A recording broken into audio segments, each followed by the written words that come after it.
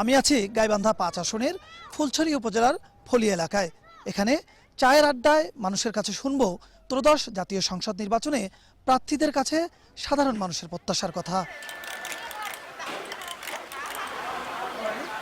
যুব সমাজের ছেলে মেয়েদের কর্মসংস্থানের ব্যবস্থা করে। বালাসীঘাটে এবং টানেল বা সেতু দিলে আমরা এই উত্তরবঙ্গের লোকের জন্য, আমাদের গাইবান্ধা জেলার জন্য একটু ভালো হবে। এই টানেলটা যদি পুনরায় হয় তাহলে আমাদের উত্তরবঙ্গের জন্য খুবই ভালো হবে এবং ব্যবসা বাণিজ্য সবকিছু প্রসার ঘটবে। গরিব দুঃখী মানুষ আছে তাদের জন্য একটু সহযোগিতা করার জন্য এই ধরনের প্রার্থী হলে ভালো হয়। যোগাযোগ ব্যবস্থা বিচ্ছিন্ন, ওগুলোতে যেন সেতু নির্মাণ করে, এই ধরনের প্রত্যাশা আমাদের প্রার্থীর কাছে। সেজন্য গাইবান্ধার উন্নয়নমূলক কাজ করে এবং সুষ্ঠুভাবে যেন নির্বাচনটা হয়।